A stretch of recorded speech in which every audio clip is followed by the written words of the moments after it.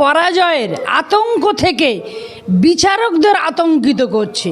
অবিলম্বে এই রাজ্যে ৩৫৬ ধারা জারি করা হোক। তো দেখছে গুন্ডারা উনাকে কন্ট্রোল করছে, উনার আর এক মুহূর্ত থাকার অধিকার নেই মুখ্যমন্ত্রীর চেয়ারে, এবং পুলিশ মন্ত্রীর চেয়ারে উনার থাকার অধিকার নেই। রাজ্যে এই ধরনের পরিবেশ যারা তৈরি করেছে তাদের বিরুদ্ধে উনি কেন উপযুক্ত ব্যবস্থা নিচ্ছেন না? এখানে বিচারকরা প্রশ্ন তুলছে, তাহলে সাধারণ মানুষের নিরাপত্তা আজকে কোথায়? উনার যাবার সময় এসে গেছে। এটা থেকে বোঝা যাচ্ছে যে রাজ্যের পরিস্থিতি ভয়ঙ্কর অবস্থা। এই রাজ্যে কোনো আইনের শাসন নেই, আইন শৃঙ্খলা পুরোপুরি ভেঙে পড়েছে। এখানে পুলিশ প্রশাসন কি করছে? এই রাজ্যের পুলিশের উপরে মানুষের ভরসা নেই। এবং এতদিন যারা এই শাসক দল বাদ দিয়ে যে সমস্ত রাজনৈতিক দল এই রাজ্যে আছে, এবং সাধারণ মানুষ যারা কোনো পার্টিতে করে না, সাধারণ এমনি মানুষ, খেটে খাওয়া মানুষ, সাধারণ অংশের মানুষ যারা আছে, তাদেরকে যে ভীত সন্ত্রস্ত করতো, এটা তার একটা জ্বলন্ত উদাহরণ। যে তাহলে বিচার ব্যবস্থাকে মানে বিচারকদের, যারা সুপ্রিম কোর্টের নির্দেশে সদ্য দায়িত্বপ্রাপ্ত বিচারকদের মাধ্যমে এসআইআরের যে সমস্ত কাজ অসমাপ্ত আছে, হিয়ারিংয়ের কাজগুলো দ্রুত সমাপ্ত করার জন্য সুপ্রিম কোর্টের নির্দেশে কিন্তু আমাদের রাজ্যের যারা বিচারক রয়েছে তারা কিন্তু নিয়োজিত হবেন, এই কাজ তারা করবেন। সেই জায়গায় দাঁড়িয়ে এসআইআর সঠিকভাবে হলে যে দলের চরম ক্ষতি হবে, যে দল আর ক্ষমতায় ফিরে আসতে পারবে না, সেজন্য সেই নিশ্চিত পরাজয়ের আতঙ্ক থেকে বিচারকদের আতঙ্কিত করছে। মানে এটা কত বড় গর্হিত কাজ, যেখানে বিচার ব্যবস্থার দিকে তারা আঙুল তুলছে। এই ঘটনায় প্রমাণ করে যে রাজ্যে কীরকম পরিস্থিতি চলছে। তাহলে সাধারণ মানুষকে এরা কিভাবে ভীত সন্ত্রস্ত করে রেখেছে, মানুষকে কিভাবে এখানে গণতন্ত্রকে গলা টিপে হত্যা করেছে। এখানে কোনো আইনের শাসন নেই, এখানে শাসকের আইন চলে। তাহলে সাধারণ প্রত্যন্ত গ্রামীণ এলাকায় দেখুন, এখানে কলকাতার হাইকোর্ট থেকে, ব্যাংশাল কোর্ট থেকে, আসানসোল থেকে, সিউড়ি থেকে, সমস্ত জায়গায়, সমস্ত কোর্ট, জেলা কোর্টগুলোতে যেভাবে ইমেল পাঠিয়ে আতঙ্ক ছড়ালো। এখানকার আমাদের রাজ্যের মাননীয় মুখ্যমন্ত্রী, উনি পুলিশ মন্ত্রী। স্কটল্যান্ড ইয়ার্ডের মানে যার পুলিশ যারা আছে তাদের চাইতে নাকি বিশ্বের 1 নম্বর পুলিশ এখানে আমাদের। তো তারা এটা ধরতে হচ্ছে না, তারা কে বা কারা হুমকি মেল পাঠালো, তাদের অ্যারেস্ট কেন করছে না? কোথা থেকে মেলটা আসলো, কি হলো না হলো? এটা নয়, এটা আতঙ্কের পরিবেশ এখানে সৃষ্টি করতে চাইছে। আতঙ্কের পরিবেশ করে যাতে বিচারকরা পিছু হটে, এই এসআইআর পেন্ডিং কাজ থেকে যাতে পিছু হটে, নিজেদেরকে যাতে সরিয়ে নেয়, তার জন্য এই অবস্থা করছে। এই ঘটনা যারা ঘটিয়েছে, এই ঘটনা এবং রাজ্যের পুলিশ প্রশাসন পুরোপুরি ব্যর্থ। তার জন্য আমি এই রাজ্য সরকারকে তীব্র প্রতিবাদ জানাই, ধিক্কার জানাই এবং নিন্দা জানাই এই ঘটনা যারা ঘটিয়েছে। মঙ্গলবার দিনকের বোমাতঙ্কের আঁচ এখনও পর্যন্ত ঠান্ডা হতে পারেনি। তার আগেই বৃহস্পতিবার আবার বোমাতঙ্ক ছড়ালো, এবং এবারে প্রথম ফোন কলটা যেটা এসছে বা ইমেল যেটা এসছে সেটা হচ্ছে এই রুবির পাশে যে পাসপোর্ট অফিস আছে সেখানে বলা হয়েছে যে আরডিএক্স রয়েছে, এবং সেখানে নাকি সাইনাইড মিশ্রিত ধোঁয়া রয়েছে এবং আরডিএক্স রয়েছে। সুতরাং সঙ্গে সঙ্গে সেখান থেকে লোকজন পালাতে শুরু করে। এরপরে আস্তে আস্তে গোটা রাজ্যের বিভিন্ন যে পোস্ট অফিসগুলো সেখানেও এই বোমাতঙ্ক ছড়িয়ে পড়ে। একটা বোমাতঙ্কর আতঙ্ক কাটতে পারলো না, যেটা মঙ্গলবার দিন হলো। আবার আজকে বোমাতঙ্ক, বারবার একই ঘটনা ঘটছে এবং বারবার পুলিশ ফেলড হয়ে যাচ্ছে, তাদের ইন্টেলিজেন্স কাজই করছে না। পুরোপুরি পরিকল্পনা করে চলছে, প্রি প্ল্যান অনুপাতে এগোচ্ছে। এটা যারা শাসক দল, তারা এই কাজগুলো শাসক দলের লোককে দিয়ে করাচ্ছে প্রি প্ল্যান অনুপাতে। আমি তো বলবো এখানে পুলিশ কি করছে, তার ইন্টেলিজেন্স কি করছে, পুরোপুরি ফেল। আমি অনুরোধ করব আমাদের দেশের কেন্দ্রীয় স্বরাষ্ট্রমন্ত্রীকে যে অবিলম্বে এই রাজ্যে ৩৫৬ ধারা জারি করা হোক। নাহলে সাধারণ মানুষকে, এমনকি সাধারণ মানুষকে তো করছে যারা অন্য দল করে, শাসক দল বাদ দিয়ে যারা এখানে বিরোধী দল করে, মানে ভারতীয় জনতা পার্টি বলুন, কংগ্রেস বলুন, আরও অন্যান্য দলগুলো যারা আছে, বা অনেক মানুষ আছে যারা কোনো পলিটিক্সের সাথেই যুক্ত নয়, তারা পলিটিক্সের কোনো সাথে পাচ্ছেনি, সেই সাধারণ মানুষকেও থ্রেট করছে এবং হুমকির মুখে ফেলে দিচ্ছে। এবং সর্বশেষ যেটা ন্যাক্কারজনক ঘটনা ঘটিয়েছে সেটা হচ্ছে এই বিচারকদের এবং এই যে রুবি পাসপোর্ট অফিসে বলছে হুমকি মেল দিয়ে বলে দিচ্ছে যে ইয়েতে মানে কোর্ট উড়িয়ে দেবে, তারপর ওখানে পাসপোর্ট অফিস উড়িয়ে দেবে, পোস্ট অফিসগুলো উড়িয়ে দেবে। এটা কি চলছে? কেন স্বরাষ্ট্রমন্ত্রী এর বিহিত ব্যবস্থা করতে পারছে না? কার অঙ্গলি হেলনে এগুলো চলছে? তাহলে রাজ্যে আইন শৃঙ্খলা পুরোপুরি ভেঙে পড়েছে। উনার পুলিশ মন্ত্রী থাকার দরকার নেই, পুলিশ মন্ত্রী থাকবেন কেন উনি? এবং উনি মুখ্যমন্ত্রী থাকবেন কেন? উনি রাজ্য পরিচালনা করতে ব্যর্থ হয়েছেন এবং নিশ্চিত পরাজয় জেনে এই ধরনের ঘটনাগুলো ঘটাচ্ছেন।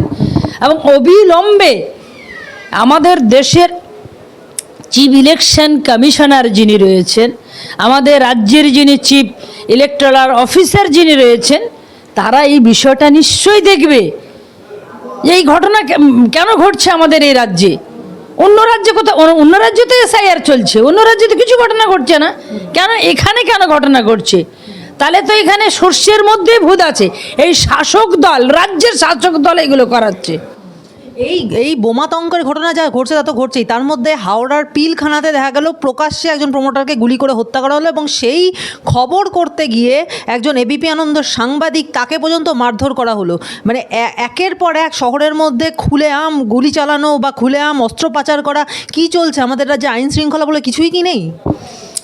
এখানে পুলিশ প্রশাসনের কাছে যত না আর্মস আছে, লিগ্যাল আর্মস, তার চাইতে ইল্লিগাল আর্মস বেশি এখানে আছে।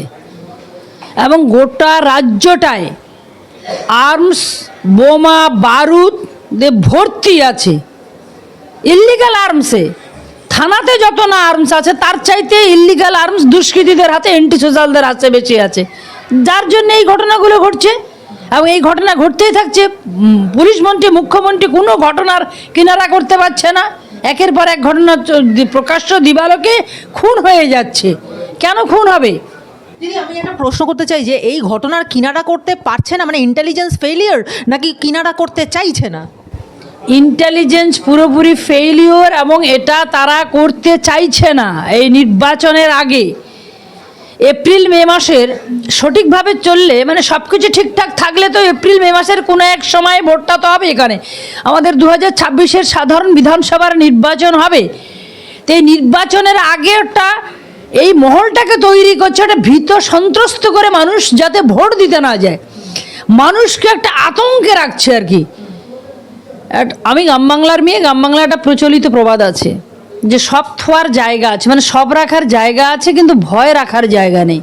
মানুষের মনে ভয়টা ঢুকিয়ে দিতে হবে, তারপর ওনাদের সুবিধা হবে ভয় ঢুকিয়ে দিলে। তার জন্য এখানে যেভাবে ইল্লিগাল আর্মস এবং বোমা শিল্প আর্মস যেভাবে এখানে ঢুকেছে এই রাজ্যে, একটা ভয়ঙ্কর পরিস্থিতি থেকে এটাকে কন্ট্রোল করবার জন্য মুখ্যমন্ত্রী কোনো ইতিবাচক উদ্যোগ নিচ্ছে না। উনি এটা করতে দিচ্ছেন, উনার কোনো সদিচ্ছা নেই। তার কারণ 2011-র বিধানসভা নির্বাচনের আগে উনি নিজেই বলেছিলেন যে উনি গুন্ডা কন্ট্রোল করেন। তার মানে এগুলো কাজ কারা করছে? অ্যান্টি সোশ্যালরা করছে। তিনি তাদের কন্ট্রোল করতে পারছেন না। আমরা তখন দেখছি যে উল্টো 2011 যিনি বলেছিলেন মাননীয় মুখ্যমন্ত্রী, তো গুন্ডা কন্ট্রোল করবেন, এখন তো দেখছি গুন্ডারা উনাকে কন্ট্রোল করছে। উনার আর এক মুহূর্ত থাকার অধিকার নেই মুখ্যমন্ত্রীর চেয়ারে, এবং পুলিশ মন্ত্রীর চেয়ারে উনার থাকার অধিকার নেই। রাজ্যে এই ধরনের পরিবেশ যারা তৈরি করেছে তাদের বিরুদ্ধে উনি কেন উপযুক্ত ব্যবস্থা নিচ্ছেন না, আর কবে ব্যবস্থা নেবেন উনি? দিদি, আমরা দেখেছি যে সোমবার দিন যে কোর্টের সঙ্গে হাইকোর্টের যে মিটিং হয়েছে, যেখানে ইলেকশন কমিশনের অফিসাররা এসে মিটিং করেছেন, সেইখানে কিন্তু একটা ন্যারেটিভ উঠে এসেছে যে জুডিশিয়াল অফিসার যারা, তারা বলছেন যে আমরা আতঙ্কিত রীতিমতো। মালদা, মুর্শিদাবাদের মতো সেন্সিটিভ এরিয়াতে এসআইআর করতে যাব, সেখানে আমরা আতঙ্কিত। তখন এই যে নির্বাচন কমিশনের পক্ষ থেকে জানানো হয়েছে যে তাদেরকে আধা সামরিক বাহিনী দেওয়া হবে যাতে তাদের রক্ষা করা যায়। কিন্তু প্রশ্নটা হচ্ছে, যেভাবে রাজ্য জুড়ে বোমাতঙ্ক, প্রকাশ্যে গুলি, এই ধরনের আতঙ্কের বাতাবরণ ছড়িয়ে পড়ছে, তাহলে সাধারণ মানুষ ভোট দেবে কেমন করে? এই আজকে 480 কোম্পানি বাহিনী এসেও কি সেই মানে নিরাপত্তা দিতে পারবে সাধারণ মানুষকে, গ্রাম বাংলার মানুষকে, যারা নিরাপদে ভোটটা দিতে পারে?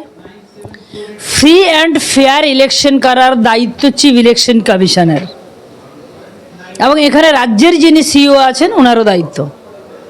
যখনই ইলেকশন ঘোষণা হয়ে যাবে, চিফ ইলেকশন কমিশনার ইলেকশন ঘোষণা করবেন, সেদিন থেকে কিন্তু এখানে কোড অফ কন্ডাক্ট শুরু হয়ে যাবে এবং এখানকার রাজ্য সরকারের যত আধিকারিক রয়েছে এবং A to Z, group D থেকে একদম DM, SP, is, IPS officer, যত রকমের পুলিশ প্রশাসন, সাধারণ প্রশাসনের যারা আধিকারিক আছে, যারা কর্মচারী আছে, তারা কিন্তু নির্বাচন কমিশনের অধীনে চলে যাবে। যেটা আমরা চাই, নির্বাচন commission free and fair election করলে অবশ্যই কিন্তু নিরাপত্তা বলয় তৈরি করতে হবে। এবং যেখানে বিচারকরা প্রশ্ন তুলছেন, এই বিচারকরা প্রশ্ন তোলার সুযোগ পাচ্ছেন এই রাজ্যের এই ভয়াবহ পরিস্থিতি দেখে। তার কারণ ইতিপূর্বে যে সমস্ত ঘটনাগুলো ঘটেছে আপনাদের মনে আছে, সিএর সময় মালদা মুর্শিদাবাদে ঘটনা, রাজ্যের অন্যান্য জায়গায় ঘটনা ঘটেছে, কিন্তু মালদা মুর্শিদাবাদে বেশি হয়েছে। ট্রেন পুড়িয়ে দিয়েছে, বেলডাঙ্গা থানা, বেলডাঙ্গা বিডিও অফিস পুড়িয়ে দিয়েছে, অনেক জায়গায়। অমরপুরে এনএইচে পথ অবরোধ দীর্ঘ কয়েকদিন ধরে, সিএর সময় দেখেছেন। ওয়াকফ আইনের সময় দেখেছেন শামশেরগঞ্জের জাফরাবাদে বেদবনা গ্রামে বাবা এবং ছেলেকে, হরগোবিন্দ দাস এবং চন্দন দাসকে প্রকাশ্য পুলিশ ঢিলছোড়া দূরত্বে দাঁড়িয়ে প্রকাশ্যে দু বাপ বেটাকে কুপিয়ে খুন করলো। এর দায় তো মুখ্যমন্ত্রীকে নিতে হবে পুলিশ মন্ত্রী হিসেবে। এবং রাজ্যের এই ঘটনাগুলো, এরকম অনেক ঘটনা ঘটেছে। এই যে হাওড়ার পিলখানার ঘটনা, প্রকাশ্য দিবালোকে খুন করছে, সাহস কোথায় এতে পাচ্ছে? এত সাহস, এত হিম্মত কোথা থেকে পাচ্ছে? এত ঔদ্ধত্য কোথা থেকে পাচ্ছে? তার মানে এখানে ডাল মেকুচ কালা হয়, যে শাসক দল তাদেরই অঙ্গুলি হেলনে এগুলো চলছে, তাদের কোনো সদিচ্ছা নেই এখানে। এবং যেখানে বিচারকরা প্রশ্ন তুলছে, তাহলে সাধারণ মানুষের নিরাপত্তা আজকে কোথায়? একটা বড় প্রশ্ন চিহ্নের মুখে দাঁড় করিয়ে দিয়েছে রাজ্যের সাধারণ মানুষের নিরাপত্তা, রাজ্যের আগামী এই ভোটারদের নিরাপত্তা। এটা সুনিশ্চিত করবেন অবশ্যই। আমি আমাদের দেশের কেন্দ্রীয় স্বরাষ্ট্রমন্ত্রী অমিত শাহজিকে অনুরোধ করব, অবিলম্বে এই রাজ্য সরকারের এই রাজ্যে অবিলম্বে 356 ধারা জারি করা হোক, নইলে সাধারণ মানুষের জীবন এবং সাধারণ মানুষের জীবন জীবিকা থেকে, সাধারণ মানুষের গণতান্ত্রিক অধিকার, সাধারণ মানুষের চলাফেরা বিঘ্ন হবে। বিঘ্ন ঘটাতে হচ্ছে এরা সিদ্ধহস্ত শাসক দল। সেই জন্য সাধারণ মানুষের নিরাপত্তার কথা ভেবে অবিলম্বে এই রাজ্যে কেন্দ্রীয় বাহিনী যেমন আসবে, পাশাপাশি কেন্দ্রীয় স্বরাষ্ট্রমন্ত্রীকে অনুরোধ করব, আমাদের অমিত শাহজিকে, যে উনি অবিলম্বে এই রাজ্যের এবং রাজ্যের দায়িত্ব উনাকে নিতে বলবো। এই সাধারণ মানুষকে অভয় দেওয়ার জন্য, সাধারণ মানুষকে সাহস দেওয়ার জন্য যেভাবে পরিবেশ তৈরি করছে। এখনও তো ইলেকশন ঘোষণাই হয়নি, আবার ইলেকশন যখন শুরু হবে, ইলেকশন ঘোষণার পর ইলেকশন হবে, ইলেকশনের পর রেজাল্ট হবে, রেজাল্টের পর আমরা দেখেছি 2021 সালের ঘটনা, এখানে পোস্ট ইলেকশন ভায়োলেন্স যেটা হয়, কি ভয়ঙ্কর পরিস্থিতি। গোটা রাজ্যে কোনো আইনের শাসন নেই, এখানে আইন শৃঙ্খলা পুরোপুরি ভেঙে পড়েছে। সিভিক ভলেন্টিয়ার দিয়ে কখনো আইন এখানে রক্ষা করা যাবে না। এবং যিনি পুলিশ মন্ত্রী, যিনি মাথায় আছেন, উনার অঙ্গুলি হেলনে এগুলো চলছে। এই সরকারি কর্মচারী তারা আজকে মিছিল করেছিলেন যে প্রাপ্য ডিএর জন্য তারা মুখ্যমন্ত্রীর বাড়িতে যাবেন, কালীঘাটে যাবেন, এবং তাদেরকে মাঝ রাস্তা থেকে টেনে হিঁচড়ে পুলিশ তুলে নিয়ে চলে গেল। অর্থাৎ এ রাজ্যে সাধারণ মানুষের প্রাপ্য টাকার জন্য রাজ্যের মুখ্যমন্ত্রীর কাছে দ্বারস্থ হওয়ার পর্যন্ত অধিকার নেই। হ্যাঁ, সমস্ত অধিকার উনি কেড়ে নিয়েছেন, সমস্ত সুযোগ সুবিধা উনিই ভোগ করবেন। উনি যখন বিরোধী নেত্রী ছিলেন 2011-র আগে, তিনি কিন্তু বলেছিলেন যে ডিএ হচ্ছে সরকারি কর্মচারীদের প্রাপ্য অধিকার। এখন তিনি ক্ষমতায় আসার পরে প্রায় 15 বছর হতে চলল, উনি বলছেন না, ডিএ তো দিতে পারবো না। এবং ডিএ উনি দেবেন না বলে নানান ছল চাতুরতা করে হাইকোর্ট, সুপ্রিম কোর্ট, হাইকোর্ট, এখানে তো কয়েক কোটি টাকা উনি খরচ করে দিয়েছেন। সুপ্রিম কোর্টের লয়ারদের টাকা উনি পেমেন্ট করেছেন। কাদের টাকায়? রাজ্যের সাধারণ জনগণের ট্যাক্সের টাকায়। এবং আবার উনি সুপ্রিম কোর্টের নির্দেশে ডিএ দেবেন না। আদালত অবমাননার জন্য তিনি প্রস্তুত থাকুন যে ডিএ সরকারি কর্মচারীদের প্রাপ্য অধিকার, এই অধিকার থেকে উনি বঞ্চিত করছেন। আর মেলা, খেলা, উৎসব, কত রকম মেলা নেবেন, খেলা নেবেন, উৎসব নেবেন, ক্লাবকে টাকা দেওয়া থেকে সেদিকে টাকা উনি দেদার দু হাতে খরচ করছেন, জনগণের ট্যাক্সের টাকা। কিন্তু সরকারি কর্মচারীদের ন্যায্য পাওনা দিতে তিনি গড়িমসি করছেন। সুপ্রিম কোর্ট এটা নির্দেশ দিয়েছে এবং আরও তিনি আবার সুপ্রিম কোর্টে যাওয়ার জন্য প্রস্তুতি নিচ্ছেন। ভীষণভাবে তিনি সরকারি কর্মচারীদের বঞ্চিত করছেন, সাধারণ মানুষকে বঞ্চিত করছেন। উনি কি ভেবেছেন সবটাই পার পেয়ে যাবেন না, সবটাই পার পেয়ে যাবেন না। 31শে মার্চ পর্যন্ত ওয়েট করুক সরকারি যারা কর্মচারী, তারা নিজেদের দাবি দেওয়ার জন্য যখন রাস্তায় নামছে, নট অনলি সরকারি কর্মচারী, সমস্ত অংশের মানুষ। এই সেদিন আশারা নেমেছিল, যারা চাকরি হারালেন তারা নামলেন, যাদের মেরিট লিস্টে নাম ছিল তারা যখন রাস্তায় নামছে, কোনো মানুষে যখন দাবি দাওয়া নিয়ে যখন রাস্তায় নামছে, আরজি কর অঙ্গনারীরও নেমেছিল, আরজি করের অভয়ার বিচারের, অভয়ার মৃত্যুর সঠিক তদন্ত করে যারা প্রকৃত দোষী তাদের শাস্তির দাবিতে যখন সাধারণ গোটা রাজ্যে যখন মানুষ রাস্তায় নামলো, সমস্ত জায়গায় উনি পুলিশ প্রশাসন তখন খুবই সক্রিয় হচ্ছে, পুলিশ প্রশাসন তখন খুবই সক্রিয় হয়ে তাদের উপরে ঝাঁপিয়ে পড়ছে, লাঠিপেটা করছে এবং তাদেরকে মাটিতে ফেলে বেধড়ক মারধর করছে। এটা কিন্তু রাজ্যের মানুষ, সাধারণ মানুষ কিন্তু মেনে নেবে না। উনার যাবার সময় এসে গেছে। এটা নিশ্চিত পরাজয় থেকে, এটা হারার ভয়ে আতঙ্কিত হয়ে উনি এই কাজগুলো করছেন। শেষ রক্ষা তিনি করতে পারবেন না।